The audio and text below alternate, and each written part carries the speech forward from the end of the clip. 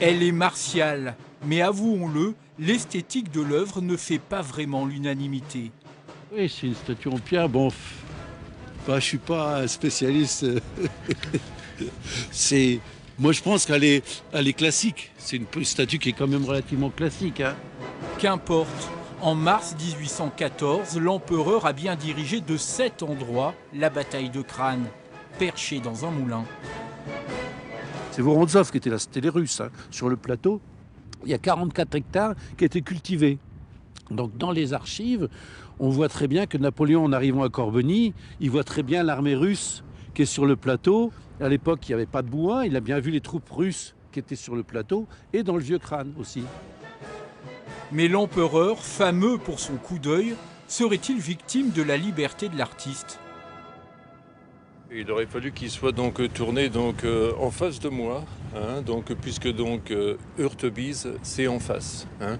Les troupes françaises sont à peu près où nous sommes, un petit peu devant, et derrière Hurtebise, nous avons les troupes russes. Donc là, Napoléon ne regarde pas au bon endroit. Hurtebise, c'est cette ferme qu'il va falloir forcer. Il pleut sur l'Empire. Au crépuscule de sa gloire, Napoléon fait face sur le chemin des dames. 35 000 Russes s'opposent à lui. C'est à cet endroit où le plateau est le plus resserré que les Russes avaient installé leur batterie. Et ils barraient en quelque sorte l'extrémité du plateau pour empêcher la progression française.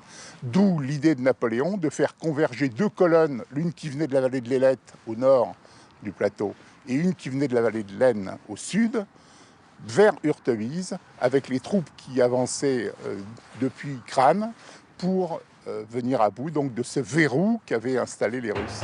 Les Français l'emportent difficilement. La victoire ne fait que retarder l'échéance.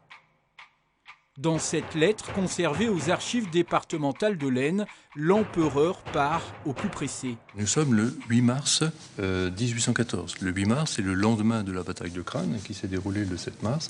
Et là, il demande à son ministre de la guerre, le duc de Feltre, d'envoyer des hommes, de l'artillerie, de la poudre dans la place forte de Soissons, parce que cette place se trouve à proximité de Paris et qu'il faut à tout prix que l'on conserve la ville de Soissons aux troupes françaises.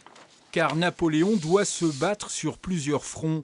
Les Russes battus à Kranj ne représentent qu'une partie des armées européennes coalisées. Pour l'empereur, l'exil se rapproche. Mais il reviendra en 1974. Michel Poniatowski, alors ministre de l'Intérieur, inaugure la statue de l'empereur. Henri de Benoît était présent. C'est un moment important et ça a eu un succès formidable, si vous voulez. Il y avait au moins 3 000 à 4 000 personnes qui se sont déplacées, sans parler des personnalités, bien sûr. Mais c'était vraiment important. C'est très curieux, mais pour les gens de cette région, si vous voulez, ça les faisait revivre par l'histoire.